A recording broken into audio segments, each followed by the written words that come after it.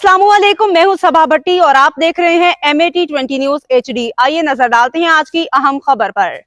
अटक राजी Khan deputy commissioner अटक राव आतिफ रजा ने कहा कि खेलों के फ़रोग के ज़रिए ही सेहतमंद मुआशरा तश्कील किया जा सकता है।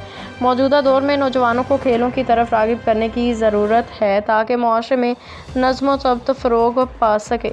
उन्होंने इन ख्यालात का इज़हार डिप्टी कमिश्नर अटक हॉकी चैम्पियनशिप के फ़ाइनल के मौका पर बतौर मेहमान ख़ुसूसी किया।